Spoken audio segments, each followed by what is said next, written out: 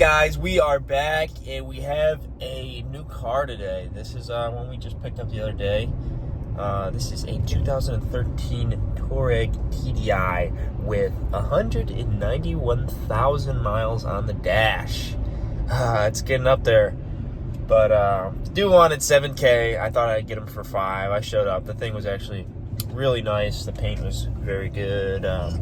Had rear heated seats, which is something I've always wanted. It's got the package, so it's got the Dyne audio. It does bump. It's definitely a nice speaker set in here. So I'm very happy that it came with everything. But I'll show you guys some of the stuff that I didn't like about it and some of the stuff we're gonna fix.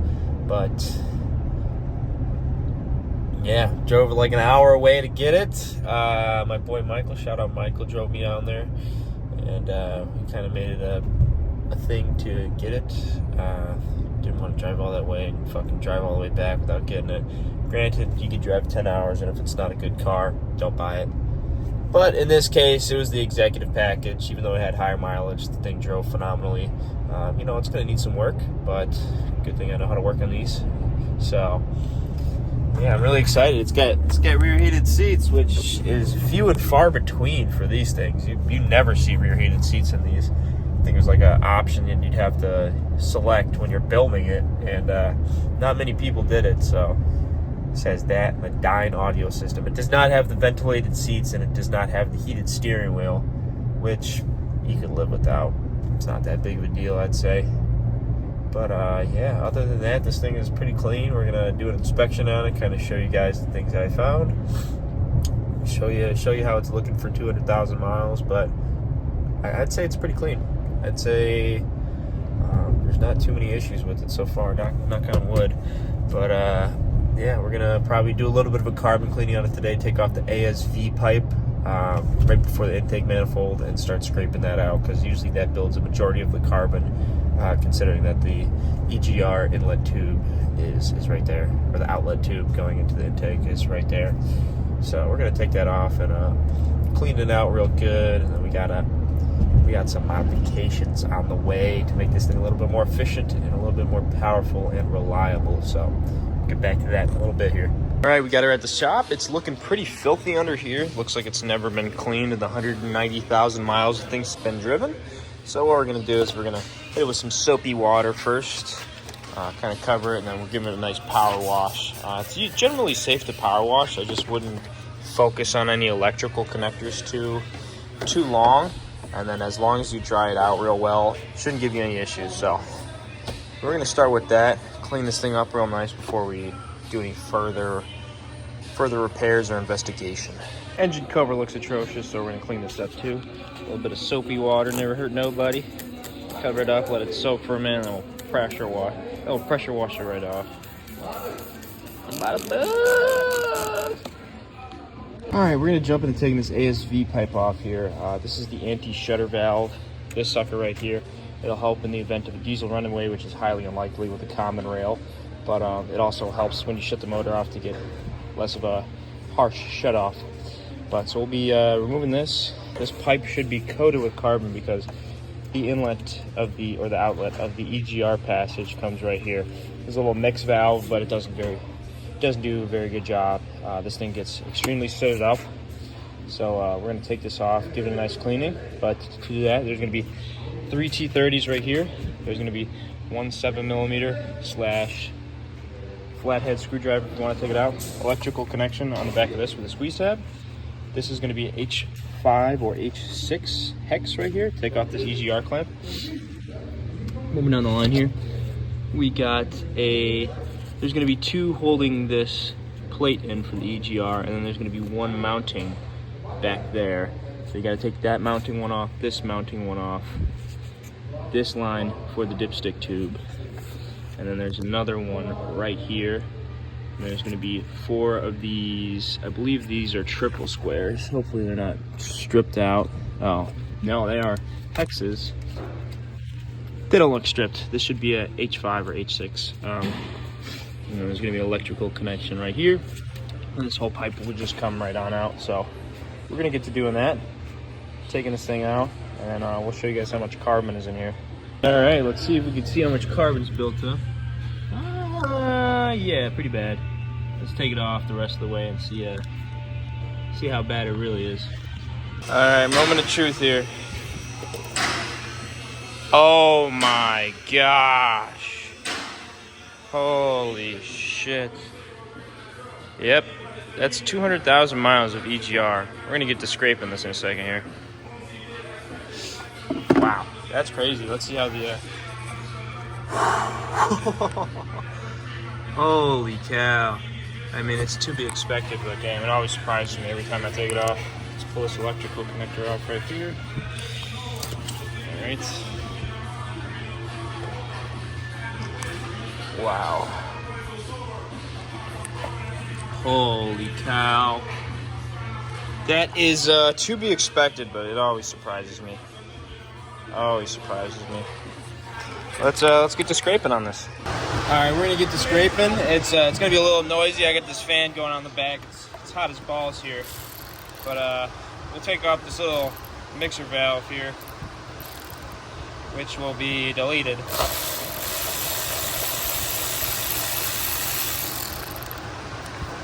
Take this off real nice.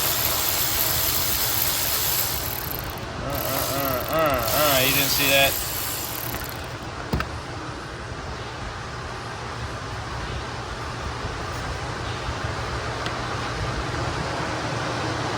Gentle pry. Boom. Oof. Not the worst I've ever seen. Let's take this gasket off first.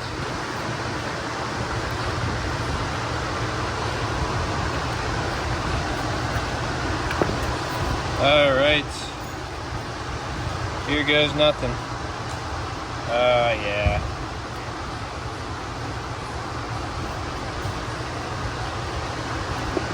There we go.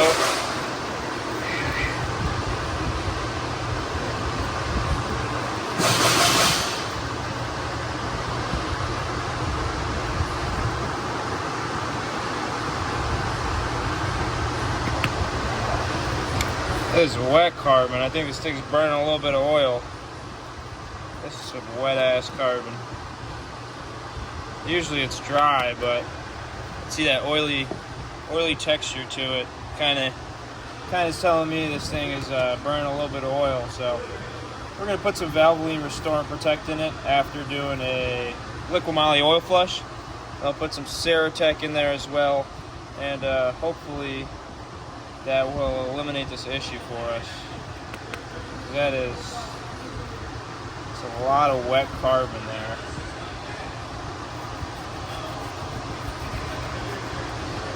Wow, that's disgusting.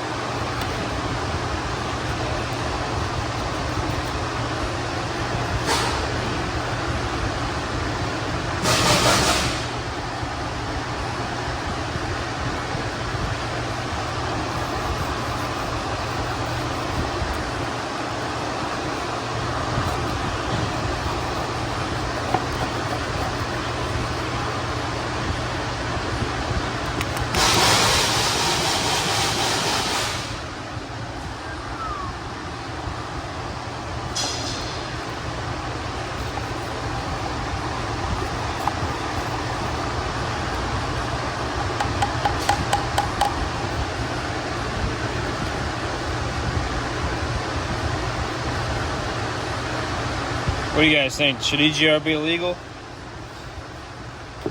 Seems to be doing more harm than good.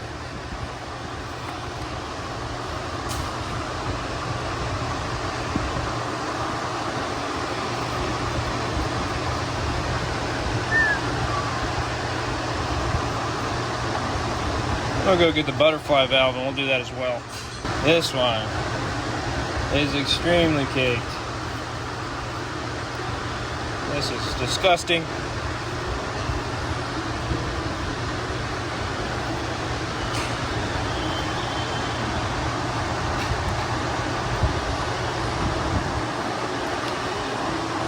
Oh my gosh.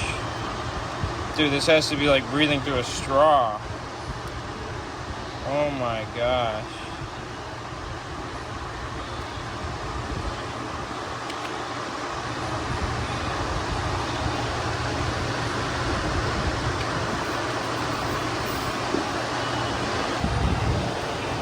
Alright, we're back. Oh, fucking shit, dude. God dang it. This shit's so dirty. Just touching it once, dude.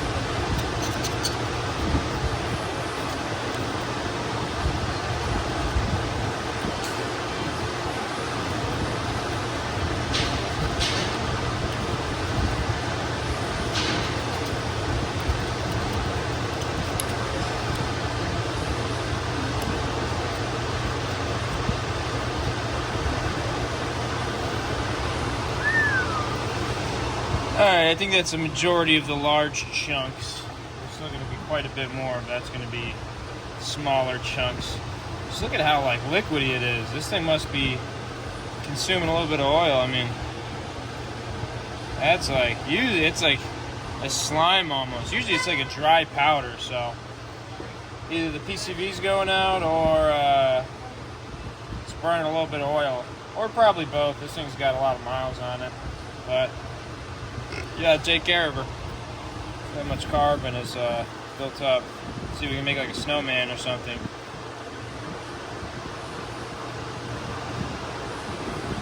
Let's make a little snowman. Or snowball.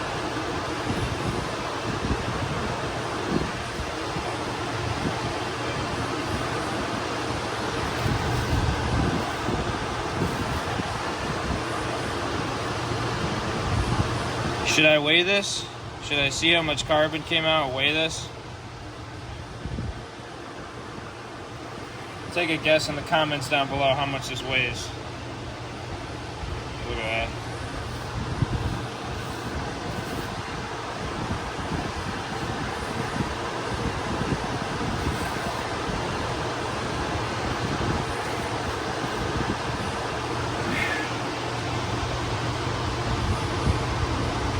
Wow.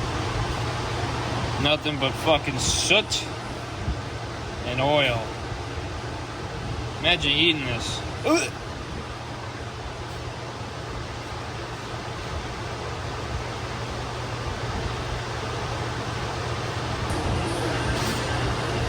Alright, this is how much carbon we got out of those just by scraping. Quite a bit. It's very oily in its consistency. Kind of making me think it's either burning oil or PCV is going bad, or both. So I'm gonna have to address this down the line. But we're gonna start cleaning this out with a little bit of brake clean, a little bit of love, a little bit of magic. Take this out right now.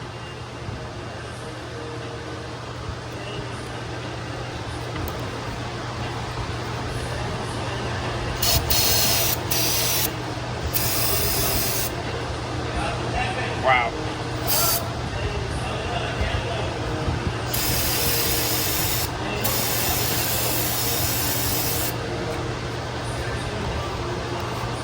This is gonna be a fucking mess, dude. Holy shit. This was red when I started.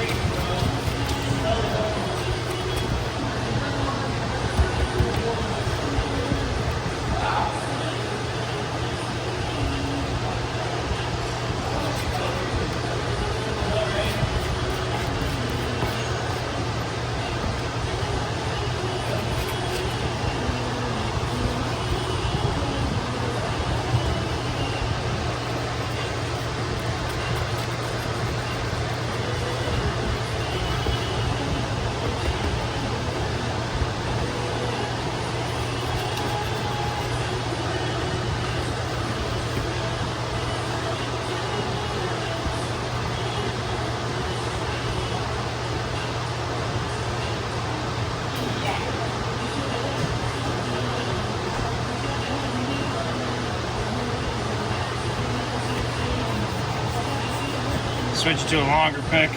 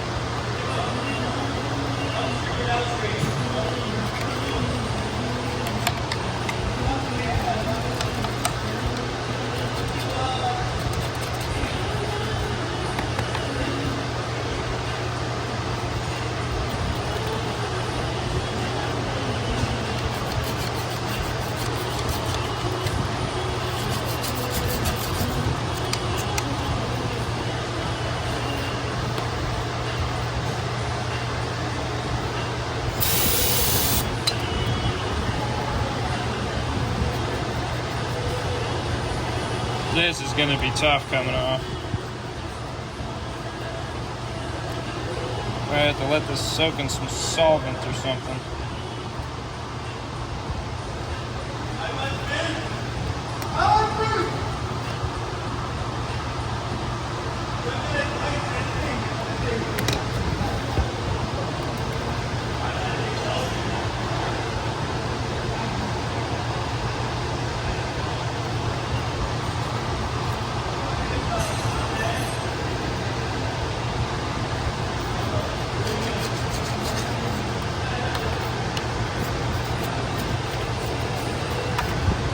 My girlfriend got mad at me because I clogged the toilet last night. I told her I knew it wasn't going to flush, and I flushed it.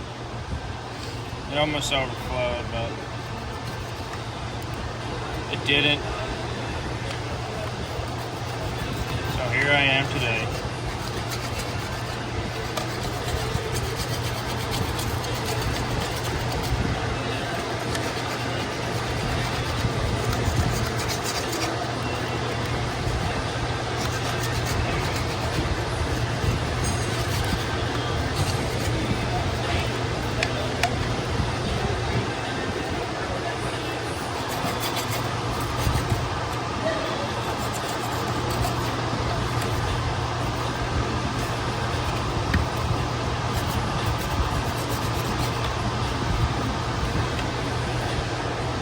What do you guys think? Still needs a little bit more cleaning up to do, but I'd say that's a majority of all the gunk gone. And you can see, oh no, you can just see how much came out of that. It's very oily, so makes me a little suspicious, but we're gonna throw that back on, we're gonna throw that back on, then we're gonna do oil change, fuel filter change, and a cabin air filter today. That'll wrap things up. That'll kind of wrap things up for today. Get the inlet of the intake manifold, and we got a little bit more carbon. So this is without a majority of the intake, and yeah, this is without a majority of the intake, and most of the ASV pipe in that, and the butterfly valve. Yeah, quite a bit of carbon. This alone is going to make a significant improvement in the power band. I can't wait to see how it feels. We're going to go ahead and change the fuel filter now. Put all this stuff back on, and then call it a day. Bigwig, he said that like that's like as stable as it comes, basically. Like a fucking very.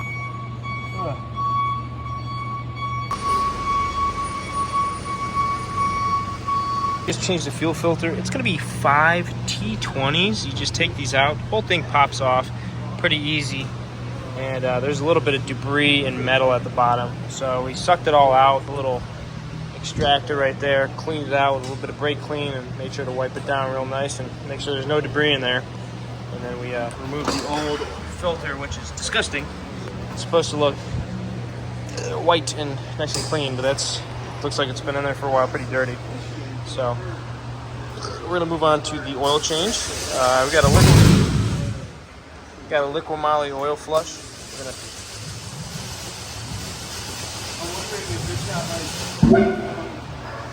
What the fuck?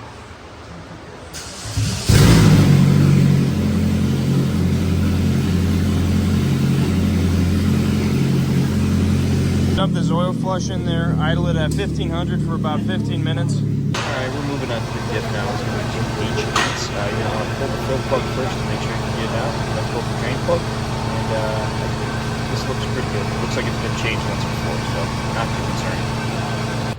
Now you're probably wondering, why does it look like milkshake going in? Usually milkshake comes out, not in. This is the Liqui-Moly Ceratec that I like to use. It's a ceramic additive.